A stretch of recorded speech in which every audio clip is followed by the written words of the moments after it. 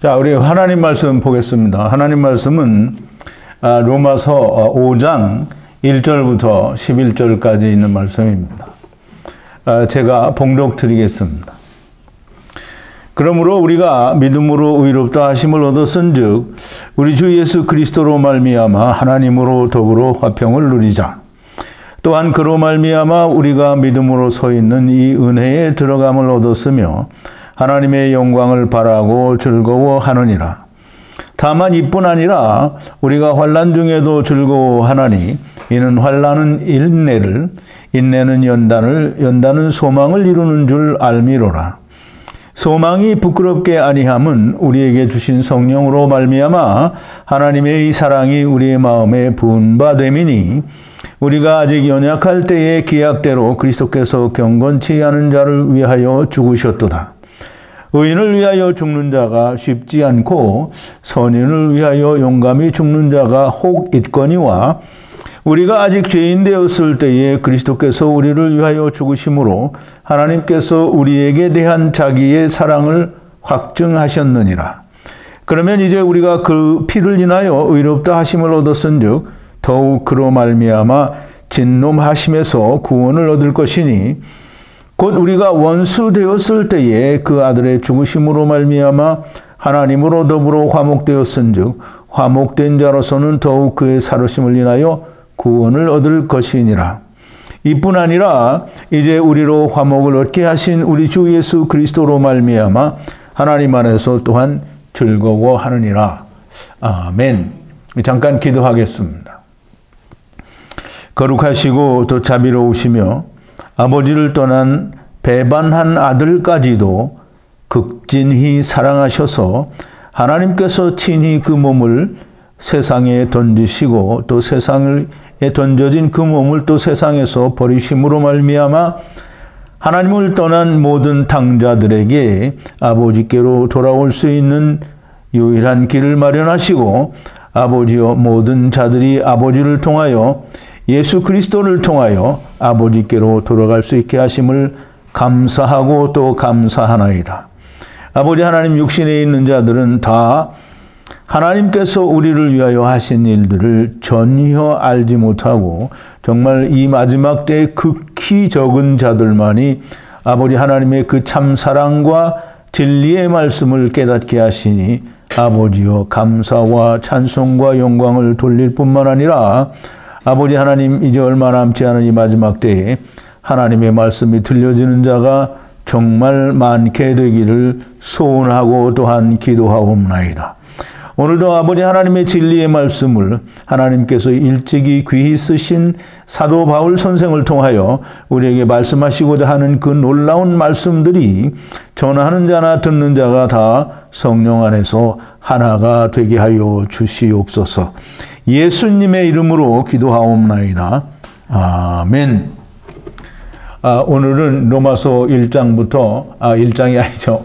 5장 1절부터 11절까지 있는 말씀을 가지고 아직 우리가 아직 원수일 때에 그리스도께서라는, 물론 이제 그리스도께서 우리가 원수일 때 돌아가셨다라는 그런 의미죠. 이 주제를 가지고 우리가 오늘 하나님의 말씀의 은혜를 깊이 깨닫고 또 받는 그런 시간이 되기를 바랍니다.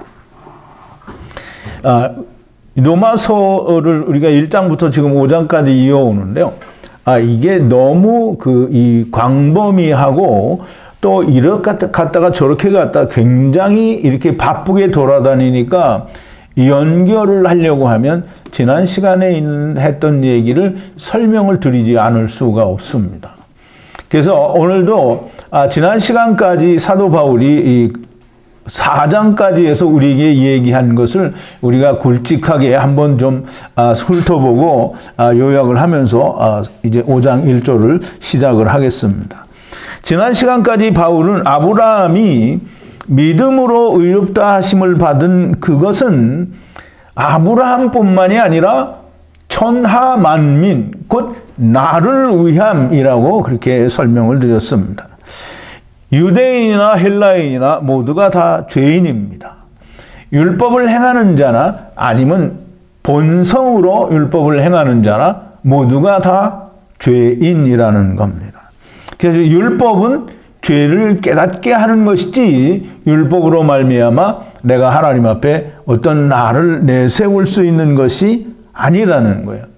율법은 내가 하나님을 떠난 상태에 있다라고 하는 걸 깨닫게 하는 것이지 하나님을 떠난 상태에 있는 자가 하나님의 선, 하나님의 의를, 즉 육신에 있는 자가 하나님의 것을 소유할 수가 없다라고 하는 겁니다.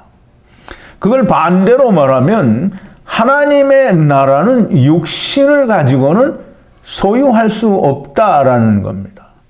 그래서 사도 바울도 말하기를 혈과 육은 하나님의 나라를 유혹으로 받지 못한다라고 그렇게 말하고 있습니다. 근데 대개 우리는 혈과 육이 하나님의 나라를 유혹으로 받지 못한다라는 말은 그냥 우리가 육신이 죄가 많아서 못 받는다라는 그런 식으로 생각을 합니다. 근데 결단코 그렇지가 않고요. 혈과 육은 하나님을 떠난 상태이기 때문에 하나님의 나라를 결단코 받을 수 없고요. 또 하나님의 것을 어떤 것이라도 이룰 수도 소유할 수도 없습니다. 즉 하나님을 떠난 땅에 온 세상에 온 육신의 장막집을 입은 인간들은 하나님의 나라의 그 어떤 것도, 즉 하나님의 것은 그 어떤 것도 이룰 수 있거나 가질 수가 없다라고 하는 겁니다. 불가능하다는 거예요. 지금 성경이 원래 그렇게 이야기하고 있지만 사도 바울이 너무나도 명백하고 분명하게 하나님을 떠난 것들은 하나님의 것을 소유할 수 없고 하나님의 나라는 하나님을 떠난 것들을 수용할 수가 없는 겁니다. 그래서 불가능하다라고 하는 거예요. 그러므로 하나님을 떠나서 선악을 알게 하는 나무 율법을 행하는 자들은 즉 하나님 없이 내가 의도 선도 이루어서 하나님과 같이 영생하는 자가 되겠다라고 하는 것은 일장춘몽이요 한갓 헛된 꿈에 지나지 않는다라고 하는 것을 성경이 말을 하고 있고 또 오늘 로마서에서 사도 바울이 이야기하고 있는 것입니다. 하나님의 의, 하나님의 선, 하나님의 나라의 생명을 소유하기 위해서는 땅의 것이 죽어야만 한다라고 하는 것이 성경이 말하는 거고요. 또 창세기에서 그걸 이야기하는 것이고 사도 바울이 하나님의 나라에 갔다 와서 우리에게 말하고 있는 것이 바로 그겁니다. 육신에 대해서 세상에 대하여 물질 세계에 대해서 반드시 죽어야만 한다라고 하는 겁니다. 예, 이제 우리가 이 4장 끝부분에서 공부를 한 건데요.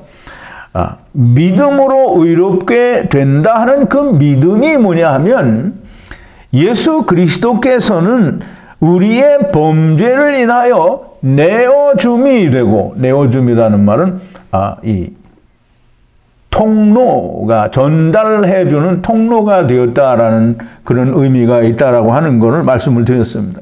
즉 우리가 하나님을 떠나겠다고 선악을 알게 하는 나무를 먹으니까 우리가 내어줌, 이제 우리를 위하여 예수 그리스도 곧 하나님이 첫사람 아담이 통로로 내어줌을 당했다라고 하는 겁니다.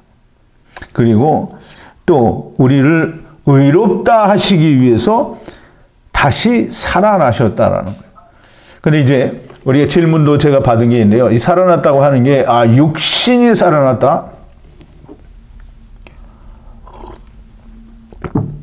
또 영이 살아났다. 이게 도대체 어떻게 된 거냐. 이게 참 궁금하고 또 잘 모르니까 답답한 부분도 많이 있었는데요. 우리 지난 영상 모임에서 질문해 주신 분들의 그 질문을 지난 주간에 다 공부를 해봤습니다. 그래서 이따가 모임 시간에 숙제풀이를 내일 하기로 하고 오늘 이따 영상 모임에는 이 4가지 질문이 있었는데요. 그 4가지 질문에 대해서 우리가 공부를 하도록 하겠습니다. 어쨌든 살아나신 것은 육체를 위함이 아니고 하나님을 향한 생명이 살았다라고 하는 것임을 먼저 알아야 될 것입니다. 즉 다시 말해서 우리의 범죄를 인하여 예수 그리스도께서는 내어줌이 되고 또 우리를 의롭다 하시기 위해서 살아나셨다라는 말은 곧 예수님께서 나다나엘에게 말씀하신 대로 네가 하늘문이 열리고 인자 위에 천사들이 오르락내리락 하는 것을 보리라 하는 그 말씀이요. 동시에 사도 바울이 고린도전서 15장 45절에서 이야기하는 기록된 바 첫사람 아담은 산 영이 되었다 함과 같이 마지막 아담은 살려주는 영이 되었다라는 말과 같은 말이 로마서 4장 25절에 있는 말씀입니다. 이제 이 내일 로마서 5장 12절서부터 마지막 절까지 하는 그 공부에는 너무나도 명백하게 첫사람 아담 안에서 오고 우리가 마지막 아담 안에서 아버지께로 간다고 하는 것이 너무나 자세하게 아주 세세하게 설명이 되어 있습니다.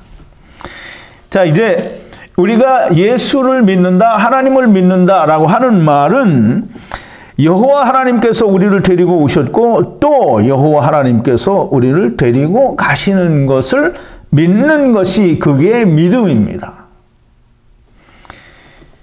즉 다시 말해서 여호와 하나님의 이름을 믿는다라고 하는 것이 바로 그걸 믿는 거고요. 또 예수 그리스도를 믿는다라고 하는 것이 바로 하나님이 나를 데리고 오셨다가 하나님이 나를 데리고 가신다고 하는 것을 믿는 것이 그것이 믿음이요. 여호와를 믿는 것이요. 예수 그리스도를 믿는 믿음인 것입니다.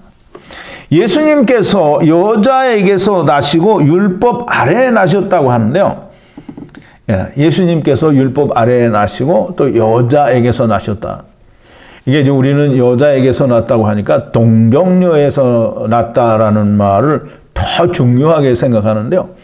사실은 동정녀가 아니어도 예수님이 육신으로 흙집, 땅에 장막집을 입고 오셨다라는 사실이 훨씬 더 중차대한 문제인 겁니다. 물론 동정녀에게 오셨으니까 당연히 흙으로 그렇게 흙집을 입고 오신 거가 되겠죠. 어쨌든 동정녀 마리아가 아니라는 말이 아니라 그것보다 더 중요한 건 흙으로 육신으로 우리와 같은 몸을 입고 오셨다라는 게 훨씬 더 중요하다라는 거예요. 그래서 우리로 하여금 율법 아래에 나시고 육체로 오신 것은 육체로 오셨다라는 말은 곧 율법 아래 오셨다라는 말이요. 선악을 알게 하는 나무를 행하는 자들과 같은 몸을 입고 세상에 오셨다라는 거예요. 그러니까 선악을 알게 하는 나무를 먹은 즉 하나님을 떠난 자는 곧 율법을 행하는 자는 하나님을 떠난 자요. 죄 가운데 있는 자라는 겁니다. 율법을 행한다라는 말은 하나님을 떠났다라는 말이에요. 선악을 알게 하는 나무를 먹었다라는 말입니다. 선악을 알게 하는 나무를 먹었다라는 말은 하나님 없이 내가 하나님의 의와 선을 이루겠다라고 그래서 하나님 되겠다라고 한 것이기 때문에 하나님이 없는 세계로 왔다라고 하는 것이 선악을 알게 하는 나무를 먹었다라는 것이요. 율법을 행하고 있다라고 하는 겁니다. 그러면 예수님이 율법 아래 여자에게서 육신으로 나신 것은 우리에게 뭔가를 보여주시기 위해서입니다. 뭘 보여주시기 위해서냐 하면 육신과 법, 즉 율법과 육신에 대하여 죽는 것을 보여주시기 위해서 예수님이 율법 아래 나셔서 율법에 대하여 죽고 동시에 그 육신이 죽은 것입니다. 율법에 대하여 죽는 것은 육신이 죽지 않으면 율법에 대해서 죽을 수가 없습니다. 그래서 예수님이 율법에 대하여 세상에 대하여 육신에 대하여 죽기 위하여 율법 아래 육신으로 나셨고 율법에 의해서 죽이심을 당하신 것입니다.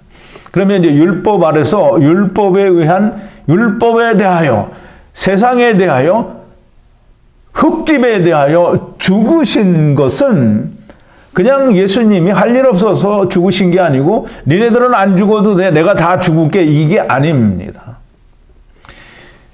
내가 이렇게 죽으니까 너희들도 나와 같이 이렇게 죽으면 내가 부활한 것 같이 육신이 부활 아니고요. 하나님을 향하여 새 생명 가운데 즉 영생의 자리에 들어가는 것처럼 너희도 세상을 버리면 영생하는 자리에 들어간다고 하는 것을 말씀하시고 보여주시기 위해서 육신에 오셔서 율법 아래에 오셔서 율법에 대하여 육신에 대하여 세상에 대하여 죽으신 것입니다. 그래서 그렇게 죽으심으로 말미암아 부활하신 거예요. 부활하셨다라는 말은 육신에 대하여 부활했다라는 말이 아니고요. 하나님께 대하여 부활하셨다라는 겁니다. 즉 육신의 생명은 푸시케고요. 그 다음에 하나님이 주시는 인자의 살과 피를 먹고 마셔서 얻을 수 있는 영생은 헬라어로 조에라고 합니다. 그래서 여러분들이 헬라어를 찾아보시면 분명히 요한복음 6장에서 예수님이 인자의 살과 피를 먹고 마시는 자는 영생이 있다고 말씀하시고 그 영생을 조에라고 말합니다. 여러분 세상 즉 푸시케 즉 네피시 하이를 버려야만 영생을 얻을 수 있는 겁니다. 자 이제 그렇게 우리가 아브라함이 하나님의 말씀을 믿은 그 믿음으로 의롭다 하심을 얻은 그 믿음으로 지금 무엇을 믿었느냐? 아버지께서 나를 데리고 오시고 아버지께서 나를 데리고 가신다라고 하는 것을 믿는 성경이 그렇게 돼 있어요. 다른 거 다 안 믿어도 됩니다. 성경이 그 말을 하고 있으니까 그 말을 믿으면 아브라함이 아무것도 하지 않았는데 의롭다라고 하신 것처럼 그 사실을 믿으면 아버지를 떠났어도 상관이 없습니다. 아버지를 통해서 다시 아버지께로 간다라고 하는 걸 믿으면 분명히 주님이 오셔서 우리를 의롭다라고 하십니다. 이 아브라함이 믿음으로 의롭다 하심을 얻은 그것은 천하 만민을 위한 것이고 곧 나를 위한 것이라고 말씀을 드렸고요. 이 믿음으로 의롭다 하심을 얻었으니 우리 주라고 그랬는데요. 우리는 주를 다 큐리오스라고 해서 그냥 높으신 주라고만 생각을 하는데요. 로우드는 큐리오스는 물론 높은 사람을 큐리오스라고 하는데요. 종이 주인을 부를 때 주여, 큐리오스요, 나의 주인님 뭐 이렇게 말을 합니다. 큐리오스는 무조건 주님에게만 해당하는 말이 아니라 주인이라는 말이에요. 종이 주인에 대해서 큐리오스라고 말을 해요. 그러므로 우리 주라고 할 때에는 우리 주 예수님이지만 동시에 그 주님이 나의 주인이고 나는 그의 종이라는 그런 의미가 들어있는 겁니다. 주님이 주인이시고요. 나는 당연히 종입니다. 종은 언제나 주님, 즉 주인 안에 속해 있는 자가 됩니다. 우리가 이 믿음으로 말미암아 아브라함이 믿음으로 값없이 의롭다함을 입었다 하는 그 믿음으로 내가 의롭게 되었으니 즉 예수님이 곧 우리 주인이 되시고 이 예수 그리스도를 통하여 우리가 화평을 누리자. 그러면 내가 단독으로 하나님과 화평을 누리는 게 아니고 그리스도와 함께 그리스도 안에서 그리스도를 통하여 우리가 하나님과 화평을 누리는 겁니다. 즉 예수 그리스도와 함께 이 통하여라는 말은 말미암아라고 우리말로 번역을 했는데요. 아주 그 애매한 번역이고요. 잘못된 번역입니다. 이 말미암아라고 된 이 헬라어는 디아라는 말로 무엇과 함께 또는 무엇을 통하여라는 말입니다. 그러면 우리가 어떤 것을 통하여라 또는 무엇과 함께라고 하면 예수 그리스도를 통하여 혹은 예수 그리스도와 함께라는 말이 되는 것이지 예수 그리스도로 말미암아라는 말은 적당한 해석이 아닙니다.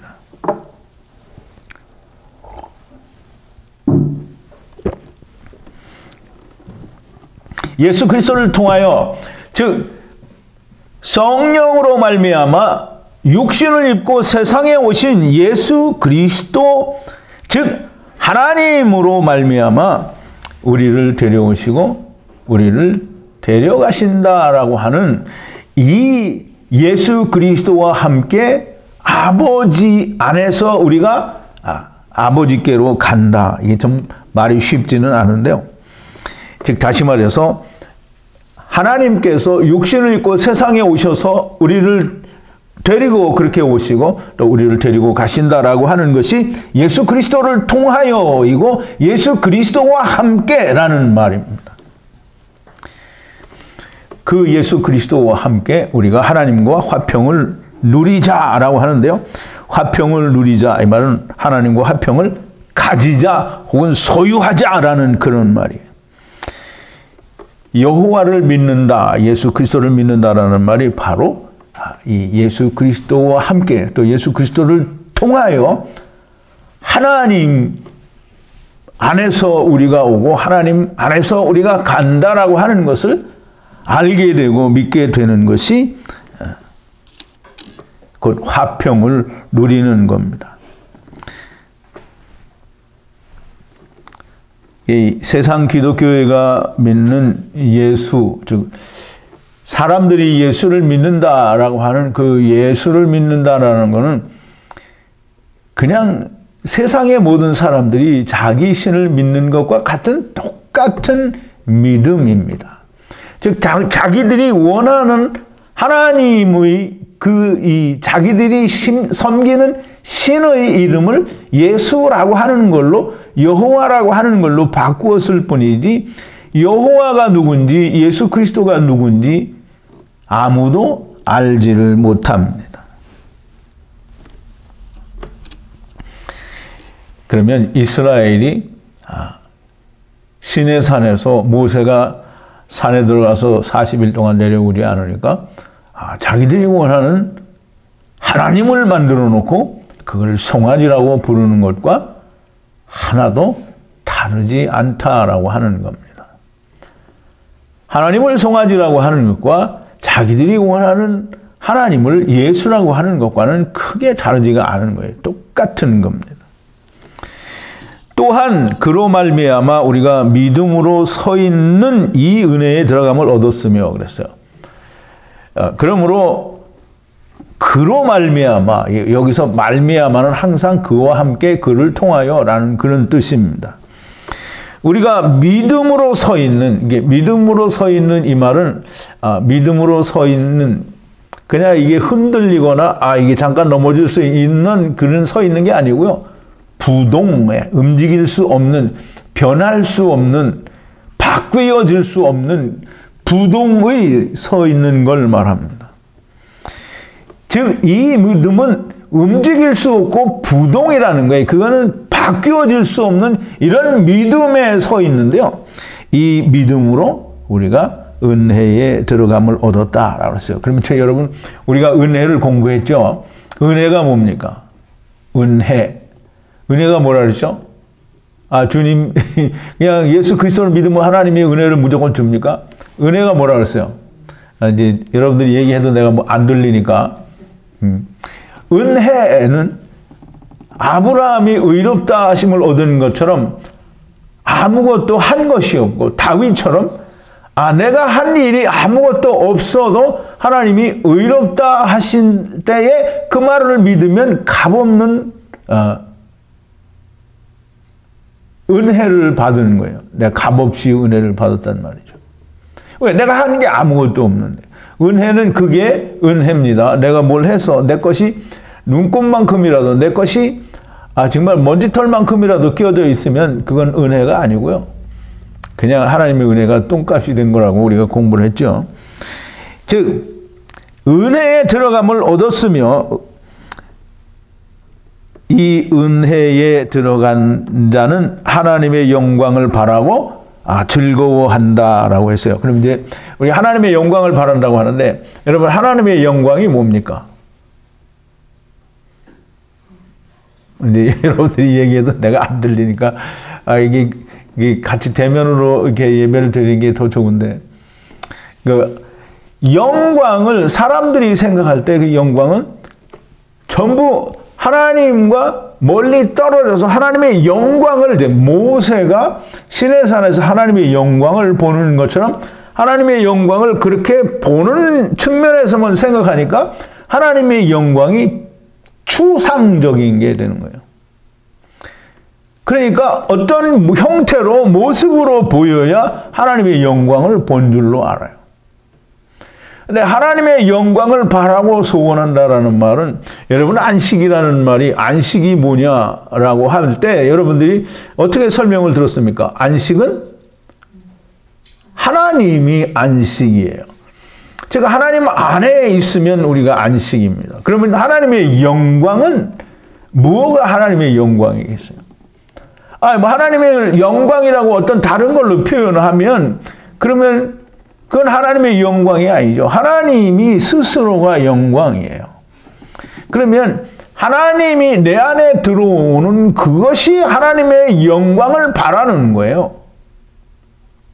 그러면 그걸 바라면 하나님이 믿음으로 의롭다 함을 얻은 그 사람에게 하나님이 내게 들어오실 소망이 있는 거잖아요. 그러면 그 소망이 아버지가 오신 사람은 아버지의 영광이 내 안에 오신 거예요.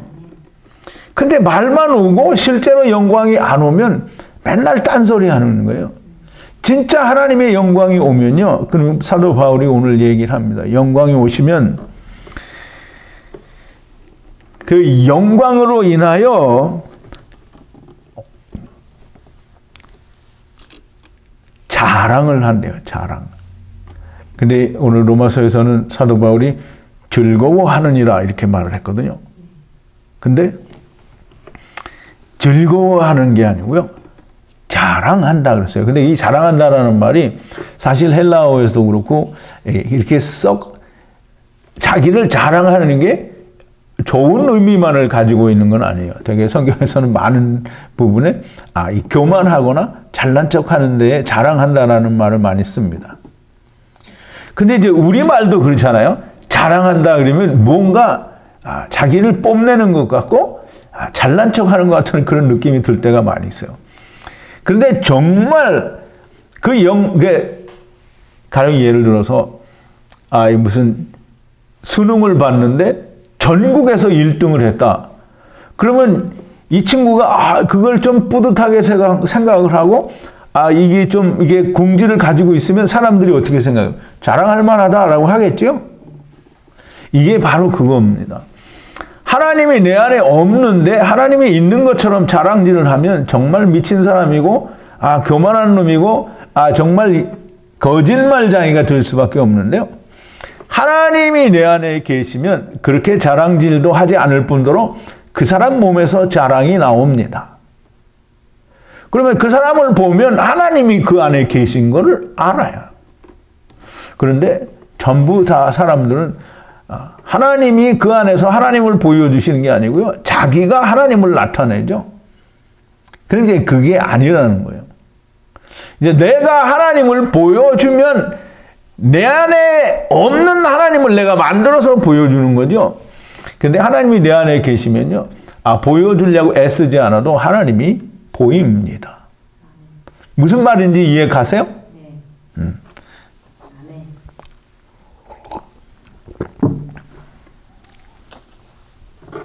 자, 이제 하나님의 영광을 하나님과는 멀리 떨어져서 나는 땅에 있고 하나님은 하늘에 있는데 그 하늘에 있는 하나님의 영광을 내가 보기를 원한다. 근데 그 영광 보면 바로 가게 돼 있어요. 스데반 집사가 그 영광을 보더니 돌에 맞아 죽어서 갔잖아요. 그럼 모세에게도 하나님께서 얘기하시기를 하나님의 영광을 보고는 살 자가 없는 거예요. 그러니까 하나님이 내 안에 성령으로 오시지 않고 실물로 보면 바로 죽어요. 그러니까 육신으로 있으면서 하나님의 영광을 볼 수는 없습니다. 그러니까 우리가 하나님이 우리 안에 오시면 성령으로 오시고요. 그 성령이 내 안에서 하나님을 나타내고 발산하는 거예요. 그러면 모세는 시내산에서 하나님의 영광을 받아서 그 광채가 모세의 얼굴에서 비쳤는데 하나님의 성령이 내 안에 오시면요. 사람들이 그걸 볼 수 없을, 다 볼 수 있을지언정 진정한 하나님의 모습이 그 사람에게 보입니다. 여러분, 내가 내 안에 있는 하나님을 보여주는 건 내가 하나님을 보여주는 거지 하나님이 내 안에서 하나님 자신을 보여주시는 게 아닙니다. 분명하게 차이가 있어요. 잘 아셔야 됩니다.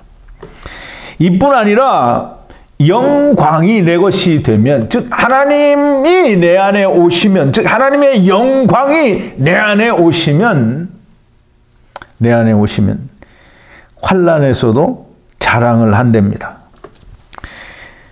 환난에서도 자랑을 하는데, 환난은 인내를 만들고, 환난은 그 둘립시스라는 말로요, 억압이라는 건데요. 인내는 휘포모네라고 해서 견고히 서게 한다라는 그런 뜻인데요. 사람들이 환난은 인내를 만든다. 그러니까 우리네 사고방식으로 환난을 계속 받으면 사람이 자꾸 시련이 이제 그 숙달이 돼서 우리 참을 수 있고 인내할 수 있다라고 이렇게 생각을 하게 되는데요. 그런 게 아니고요. 환난은 억압이에요. 이게 내가 진리를 갖고 있고 내가 바른 믿음을 가지고 있는데 억압을 받으면 그 억압을 받은 그것이 오히려 자기가 받는 그 억압으로 인하여 내가 더 확실히 곤고히 서는 게 그게 인내라는 거예요. 그러면 내가 더 확실하게 견고히 서게 되는 것은 내가 받는 억압이 진리 때문이라는 걸 안다라는 그런 의미가 있게 됩니다. 그러면 견고히 서는 그 인내는 연단을 이룬다라고 그랬어요. 연단이 뭐냐? 연단은 이게 쇠를 막 두들겨서 이렇게 이 어떤 모양을 만드는 게 연단인 줄 아는데요. 연단은 확증한다, 증거가 된다라는 그런 뜻입니다. 즉 내가 억압을 받아서 견고히 서게 되는 것은 그것이 훨씬 더 분명하고 명확한 진리라는 증거가 된다라는 거예요. 그러면 그 연단은 무엇을 만드느냐? 소망을 만든대. 소망을 바란답니다. 소망이 뭐냐? 소망은 바라는 거를 말하는데요. 뭘 바라느냐? 하나님의 영광이 이루어지는 것을 바란다. 또 그것을 안다라고 하는 거예요. 에이도라고 하는 말을 쓰는데요. 요한 1서에서는 에이도라는 말이 참 많이 나왔어요. 이 샤마라는 말은 들어서 하나가 되는 것이 샤마인데요. 에이도는 보고서 하나가 되는 게 에이도입니다. 즉 하나님의 영광이 내 안에 계심으로 확실하게 본 것처럼 알게 된다라는 거예요. 그게 소망을 이룬다라는, 즉 소망이 에이도 된다라는 거예요. 안다라는 거예요. 이 소망, 즉 하나님의 영광이 내 안에 들어온 그것이 바로 소망인데 그 소망이 나를 부끄럽게 하지 않는다라고 합니다. 이제 참 부끄러울 일이 없죠. 근데 예수 믿는 사람들이, 여러분들은 이제 이 목사하고 같이 진리의 말씀을 배웠는데 여러분들이 밖에 나가서 부끄럽습니까? 부끄러운 사람이 있으면 참 곤란하죠. 곤란합니다. 부끄러울 리가 없죠. 하나님과 함께 있는데 부끄러울 리가 없습니다. 우리에게 주신 성령으로 말미암아 하나님의 사랑이 우리의 마음에 부은 바 되미니 그랬어요. 하나님의 사랑이 우리 마음에 부은 바 되었다라고 하는데요. 이 하나님의 사랑이 세상 교회에서는 뭐라고 합니까? 뭐가 하나님의 사랑이에요? 물론 이제 부분적으로 예수 그리스도로 말미암아 우리가 죄 사함을 받고 구원을 얻는 게 하나님의 사랑이다라고 그렇게 말하는 사람들 많이 있어요. 그런데 대부분은 하나님의 사랑을 어떻게 생각을 하느냐면, 하나님이 내가 기도했을 때 우리 아들 대학 들여보내주고, 내가 기도했을 때 우리 아픈 사람이 낫고, 또 내가 기도했을 때 가게가 번창하고, 내가 기도했을 때 11조를 더블로 낼 수 있게 해주고, 뭔가 이렇게 다 잘 됐을 때 하나님의 사랑이 내게 충만하다라고 생각을 한단 말이죠. 물론 다 그렇다는 건 아닙니다. 근데 대부분의 사람이 그렇다는 거예요. 하나님의 사랑이 그겁니까? 오늘 읽은 그 하나님의 사랑은 뭐예요? 다음 시간에 나오는지 잘 모르겠는데요. 우리가 아직 연약할 때에, 죄인 되었을 때, 원수 되었을 때에 자기 아들을 보내서 십자가에 죽게 하심으로 우리를 위하여 죽게 하신 그것이 하나님의 사랑이라고 하는 거예요. 그런데 세상은 하나님의 사랑을 정말 오해를 하고 곡해를 해도 너무 많이 하는 거죠. 성경이 말하는 하나님의 사랑은 우리가 연약할 때, 우리가 죄인 되었을 때, 우리가 원수일 때에 하나님이 자기 아들을, 곧 자기 자신이 십자가 위에서 죽으심으로 하나님이 우리에 대한 자기의 사랑을 확증하셨다라고 얘기를 했어요. 그 말이 무슨 말이냐면 에베소서 1장 3절부터 6절에 보면 그런 말씀이 있는데요. 프린트 3번인데요. 찬송하리로다. 하나님 곧 우리 주 예수 그리스도의 아버지께서 그리스도 안에서 하늘에 속한 모든 신령한 복으로 우리에게 복을 주시되 곧 창세 전에 그리스도 안에서 우리를 택하사 우리로 사랑 안에서 그 앞에 거룩하고 흠이 없게 하시려고 그 기쁘신 뜻대로 우리를 예정하사 예수 그리스도로 말미암아 자기의 아들들이 되게 하셨으니 이는 그의 사랑하시는 자 안에서 우리에게 거저 주시는 바 그의 은혜의 영광을 찬미하게 하려는 것이라 했어요.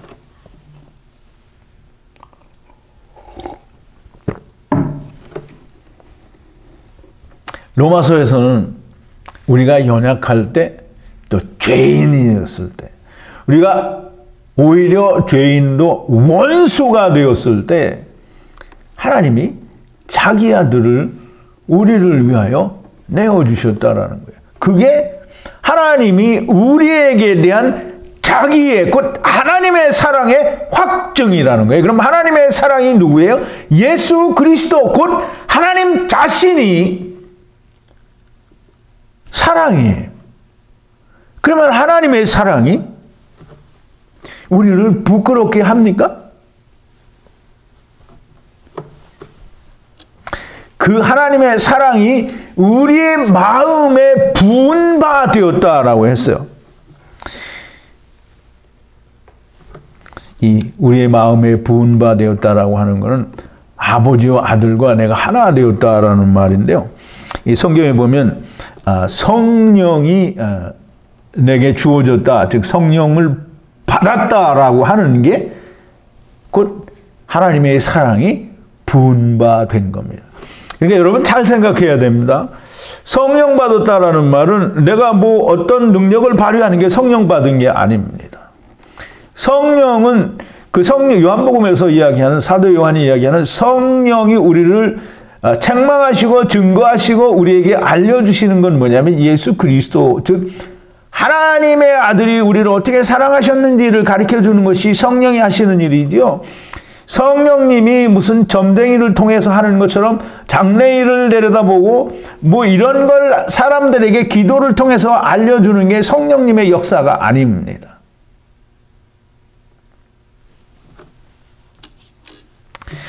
시편 51편 10절에 보면 이런 말씀이 있는데요. 하나님이여 내 속에 정한 마음을 창조하시고 내 안에 정직한 영을 새롭게 하소서 그랬어요. 이 새 마음을 달라는 건데요. 새 마음은 새 영을 주셔야만 새 마음이 생깁니다. 새 영은 곧 푸뉴마 루아흐, 즉 하나님의 영을 말합니다. 또 에스겔서 11장 19절인데요. 에스겔서 19장 11절은 하나님께서 이스라엘을 즉 회복하시면서, 즉 메시아 왕국을 새로 회복을 하시면서 하나님이 주시는 것을 이야기합니다. 6번인데요. 내가 그들에게 일치한 마음을 주고 그 속에 새 신을 주며, 새 신발을 준다는 게 아니고요, 새 신, 성령을 준다는 말입니다.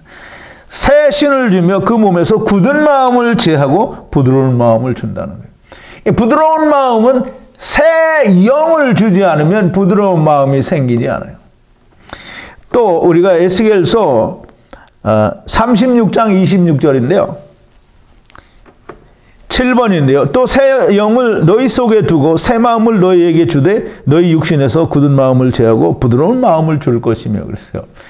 전부 새 마음을 이렇게 새 마음을 준다는데요. 이 새 마음은 새 영, 흔영이 아니고 새 영입니다. 새 영. 새 영은 묵은 영, 육신의 장막집에 있는 영이 아니고요. 하나님께로부터 오는 영을 말하는 성령. 성령을 부어주셔서 새 마음을 주시겠다라는 겁니다. 이제 고린도후서 3장 3절로 가보는데요. 프린트 8번인데요. 너희는 우리로 말미암아, 즉 우리는 이제 사도 바울과 그 일행들을 말하는 거죠. 나타난 예수 그리스도의 편지이니 이는 먹으로 쓴 것이 아니요 오직 살아계신 하나님의 영으로 한 것이며 또 돌비에 쓴 것이 아니요 오직 육의 신비에 쓴 것이니라 그랬어요.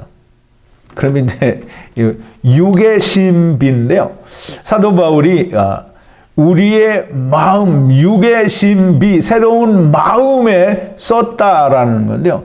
새 영을 예수 그리스도로 말미암아 받은 새 영을 통하여 새 마음에 하나님의 사랑이 기록이 되었다라는 거예요.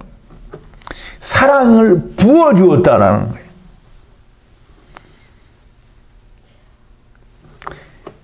새 마음이 우리에게 주어지기 위해서는 새 영, 곧 하나님의 영을 받아야 그렇게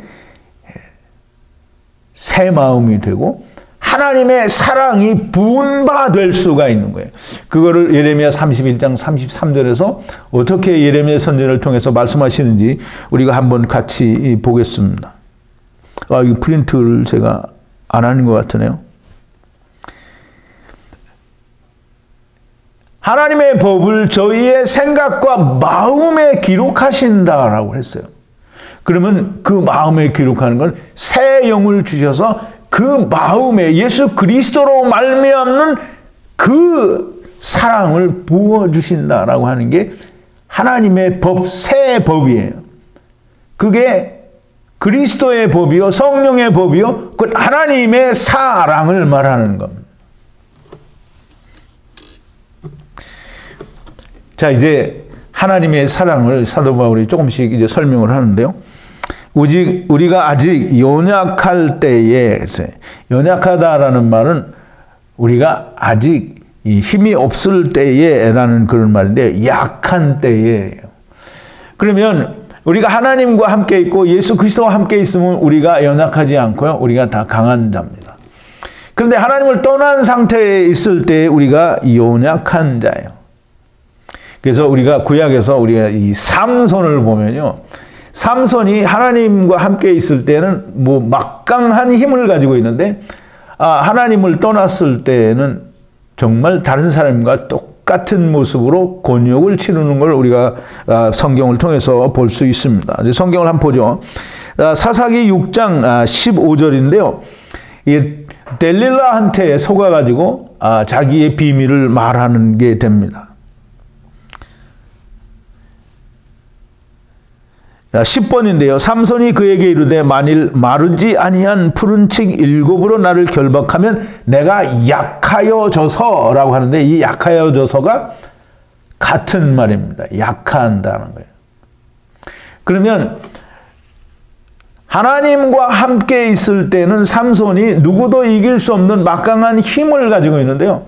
푸른 칙, 마르지 않는 푸른 칙 7줄로 묶으면 힘이 없어진대요. 그럼 하나님이 나가신 거예요. 하나님을 떠난 상태는 약하고 또 힘이 없는 그런 상태가 됩니다. 즉 다시 말해서 하나님을 떠난 상태일 때에 기약대로라는 이제 카이로스라는 말인데요. 때를 따라서 때에, 이 기약대로는 때가 차서 때에라는 말이에요. 그래서 하나님의 때인데요. 그 때가 언제냐면 예수 그리스도께서 오시는 때가 그 때입니다. 그래서 갈라디아서 4장 4절에 보면 때가 참에 하나님께서 자기 아들 여자에게서 나게 하시고 율법 아래 나게 하셨다고요. 때가 찼어요. 그게 기약대로예요. 때가 됨으로. 마가복음 1장 15절에도 보면 때가 찼고 하나님의 나라가 가까웠으니 회개하라 라고 얘기를 합니다. 때가 찼다라는 거예요. 카이로스가 왔다라는 거예요. 기약대로라는 말이에요. 기약대로 하나님이 자기 아들을 경건치 않은 자를 위하여 자기 아들을 죽게 하셨다. 즉 죽으셨다라는 말이에요. 예수 그리스도께서 죽으셨다라는 말은 성령 하나님과 말씀 하나님이 오셔서 경건치 않은 자들, 이 경건치 않다라는 말을 이 사도 바울은 이 두 가지로 이제 나눠서 썼는데요. 경건치 않다라고 하면 이 불법을 하는 자들, 즉 법을 어긴 자들을 이제 통칭해서 말하는데요. 근데 유대인들이 법을 어긴 것과 이 헬라인들이 법을 어긴 것과는 이 단어를 다르게 사용을 했습니다. 왜냐하면 헬라인들은 율법을 받는 일이 없기 때문에 법을 어긴 적이 없잖아요. 그러나 자기들이 세운 법은 어기는 일이 있습니다. 그래서 그 단어를 한 군데에서는 아세베스라고 쓰고요. 한 군데에서는 아키디아라고 쓰는데요. 아세베스는 그냥 일반 법령 같은 것들을 어긴 걸 말하고요. 아키디아는 율법을 어긴 걸 말합니다. 그러므로 사도 바울이 로마에 있는 사람들에게 편지를 하면서 이 아세베스라는 말과 아키디아라는 말을 혼용해서 사용을 한 것은 이방인들이 있기 때문에 아마 이렇게 사용하지 않았느냐라는 그런 생각을 해봅니다. 어쨌든 이 경건치 않은 자들, 즉 불법을 행하는 자들을 위하여 예수 그리스도께서 죽으셨다라고 하는 거예요. 우리가 아직 연약할 때에. 자, 이제 이 예수 그리스도께서 우리를 위하여 죽으신 그 죽으심이 얼마나 놀라운 것인가를 설명하기 위해서 이야기합니다. 의인을 위하여 죽는 자가 쉽지 않고 선인을 위하여 죽는 자가 혹 있을지도 모르지만, 근데 이 사람, 우리가 생각할 때는 그런 사람이 없을 것 같은데, 근데 종종 그런 사람들이 있죠. 자기는 죽어가면서 다른 사람을 구해주는 사람이 있잖아요. 우리가 일본에서도 전철역에 어떤 사람이 떨어졌는데 한국 유학생이 그 사람을 구해주고 자기는 죽었어요. 그러면 이 사람이 그 선인을 위해서 죽었어요? 아니면 의인을 위해서 죽었어요? 이 사람은 자기 의를 위해서 죽었겠죠. 근데 어쨌든 이 사람이 사람을 위해서 죽는 일이 전혀 없지는 않아요. 있어요. 부모가 자식을 위해서 죽을 때는 기꺼이 자기 목숨을 버리는 부모들이 있어요. 자식을 위해서. 그러니까 사람이 그 의인을 위해서도 혹 선인을 위해서도 죽는 경우가 있어요. 그러나 죄인을 위해서 죽는 경우는 정말 없다라는 거예요. 더더욱이 원수를 위해서는 죽는 자가 있겠어요? 없겠어요? 없겠죠. 그런데 사도 바울은 우리가 아직 연약할 때, 즉 하나님을 떠난 상태일 때에 이 예수님께서 우리를 위해서 죽으셨다라고 얘기를 하고요. 우리가 죄인으로 판명이 되었을 때, 죄인일 때에 우리를 대신하여 죽으심으로 하나님께서 우리에 대한 자기의 사랑을 확증하셨대요. 그러니까 죄인을 위해서 죽는 사람은 없습니다.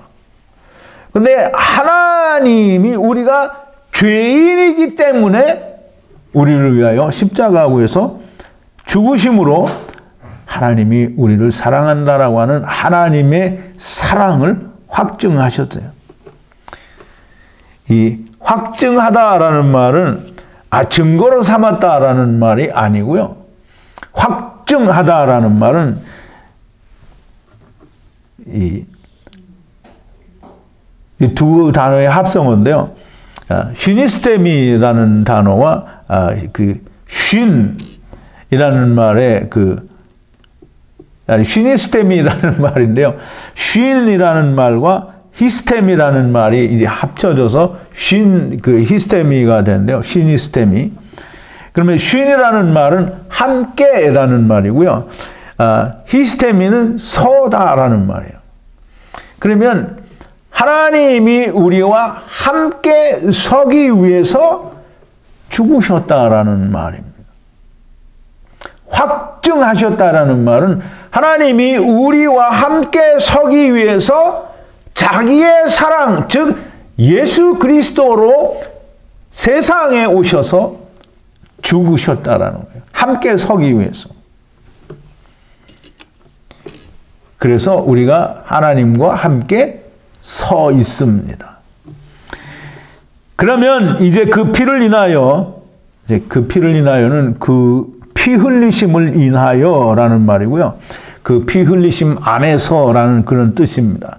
피 흘리심 안에서라는 말은 그 인자의 살과 피를 먹고 마심으로 의롭다 하심을 얻었은즉 그로 말미암아 진노에서 구원을 얻으리라 했어요.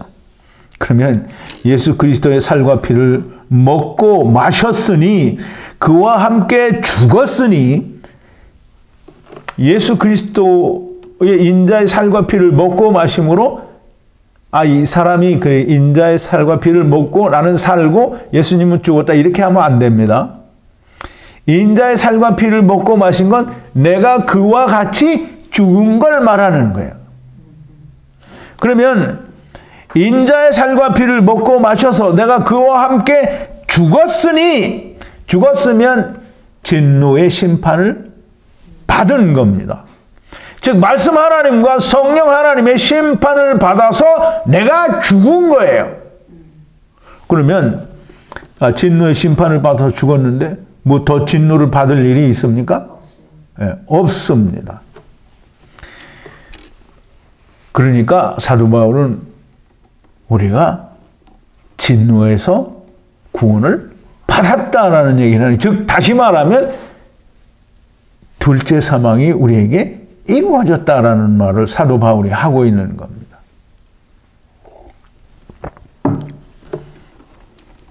우리가 죄인일 때에 하나님께서 이 죄인을 위하여 자기를 버리셔서 자기의 그 사랑을 우리에게 확증하셨다라고 하는데요. 사도 바울은 조금 더 강조해서 또 이야기합니다. 우리가 죄인일 때뿐만이 아니라 사실상은 원수일 때에라고 얘기를 하는데요. 우리가 다음 시간에도 좀 자세히 나오는데, 우리가 이사야서 56장에서도 그렇고요. 에베소서 2장에서도 그렇고요. 허물과 죄라고 할 때 이 허물을 페샤라, 즉 반역이라는 말로 사용을 합니다. 하나님의 나라에서 잘 있다가 하나님의 나라를 떠나겠다라고 하는 것은 반역입니다. 즉 원수이다라고 하는 말은 반역죄를 해서 하나님과 원수가 되었을 때에 아들의 죽으심으로, 즉 아들은 누구예요? 하나님의 품속에 독생하신 하나님의 죽으심으로 말미암아 하나님과 화목하게 되었다라는 게, 화목한다라는 말은 카타 알라우소라는 말인데요. 카타라는 말은 무엇에 대하여, 알라소 변하다라는 뜻인데요. 하나님과 화목했다라고 하는 것은 하나님에 대하여 떠나 있는 상태에서 변화하여 하나님과 하나가 되었다라는 얘기를 카타 알라소라고 하는 겁니다. 그게 화목이에요. 원수된 상태에서 변화가 되었다는 거예요. 즉 원수된 상태에서 원수가 아닌 아들의 상태, 본래의 상태로 돌아왔다라는, 화목한 자가 되었다라는 거예요. 하나님과 원수가 된, 즉 하나님을 떠난 반역자들을 대신하여 죽으시는 그 분의 살으심 안에서 우리가 더욱더 구원을 얻지 않겠느냐는 거예요. 구원은 보존이라는 여기서 말을 사용을 했는데요. 우리가 하나님 안에서 보존된다라는 그런 뜻이 있습니다. 예수 그리스도와 함께 죽었으니 그의 살으심과 연합하여 그 안에 거하는 자가 되었다라고 하는 겁니다. 이뿐만 아니라 구원, 즉 주 안에 거하는 자가 되었을 뿐만 아니라 화목을 얻게 하신 우리 주, 화목 카탈라게라고 했는데요. 카타알라소를 이제 다른 말로 바꾸어서 카탈라게라고 하셨는데요. 얻게 하신 이 말은 람바노라는 말인데요. 이 히브리어로는 라카흐랍니다. 즉 다시 말해서 우리가 하나님을 향해서 변화되어지는 화목하는 그것은 곧 하나님께로부터 취하여져 가는, 즉 그분이 우리의 주인이 되시는 예수 그리스도를 통해서 우리가 하나님 안에서 즐거워한다라고 하는데요. 즉 예수 그리스도와 함께, 예수 그리스도를 통하여 함께 있다라는 말은 하나님 안에 있다라는 말이 됩니다. 내가 예수 그리스도를 통해서 또는 하나님 예수 그리스도와 함께 하나님 안에 거한다라는 말은 우리 다른 말로 하면 우리가 늘 하는 말, 아버지와 아들과 내가 하나 되었다라는 말을 하는 겁니다. 아버지와 아들과 내가 하나 된 사람은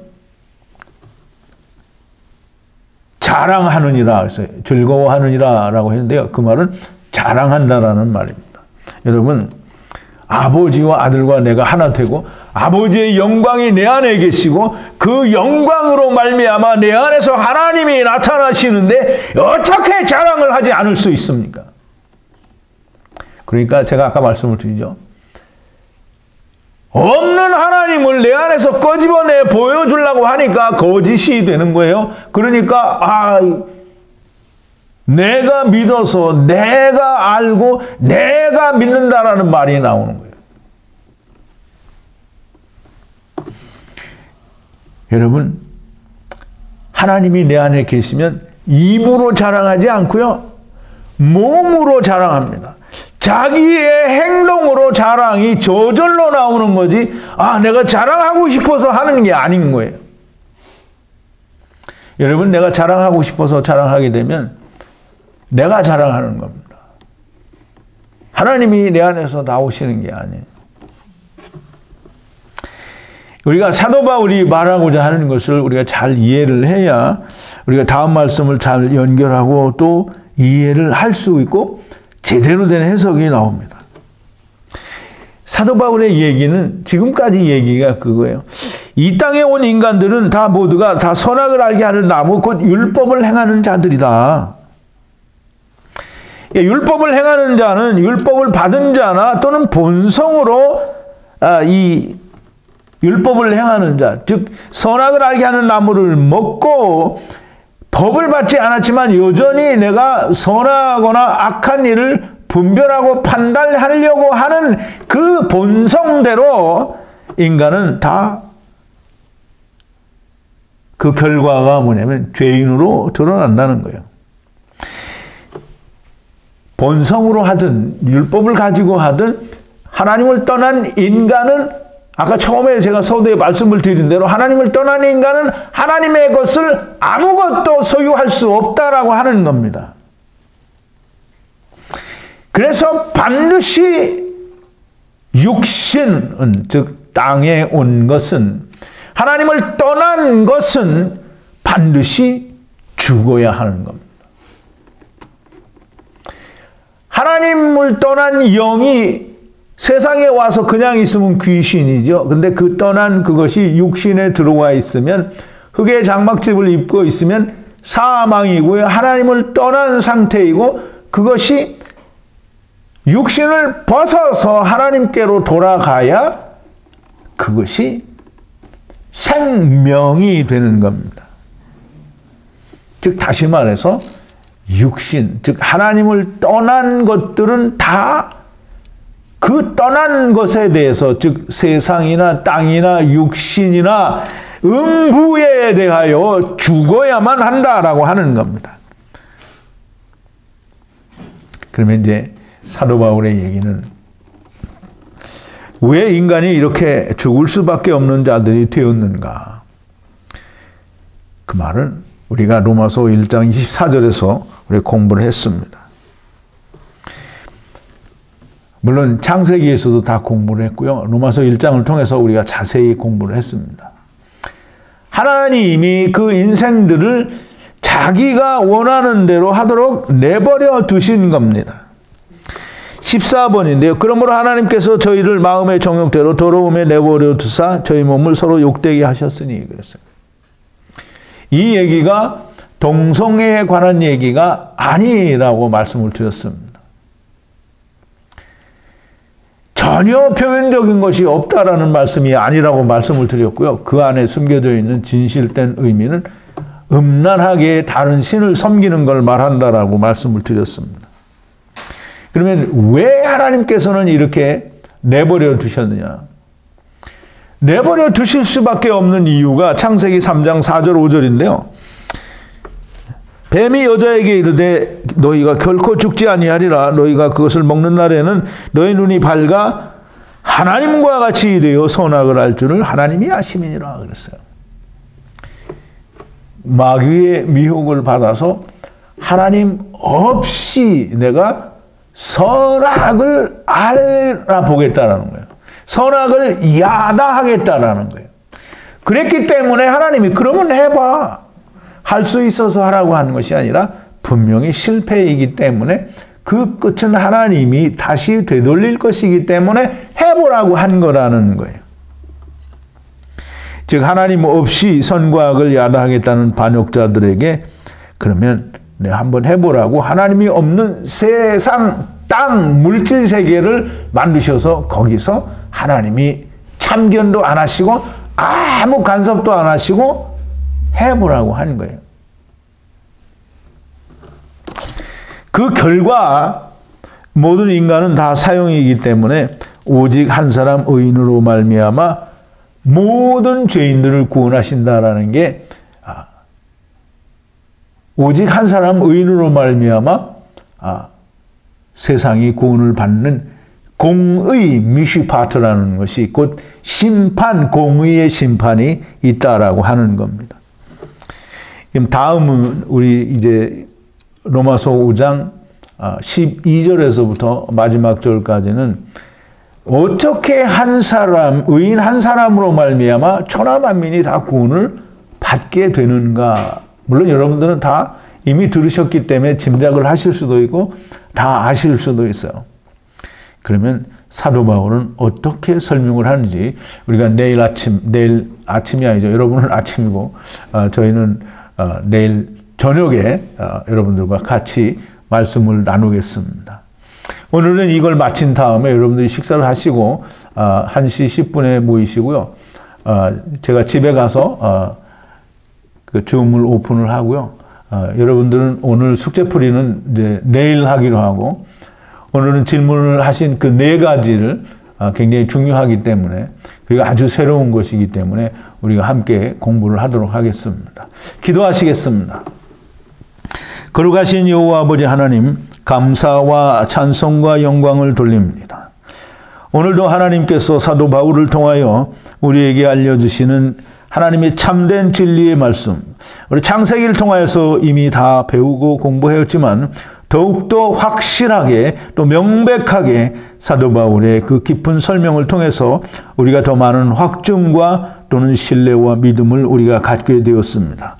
아버지 하나님, 감사와 찬송과 영광을 돌립니다. 아버지 하나님, 이 하나님을 우리가, 이 예수 그리스도를 우리가 끝까지 우리가 붙들고 나아갈 수 있는 자들이 되어지게 하여 주시옵소서. 예수님의 이름으로 기도하옵나이다. 아멘. 자, 가서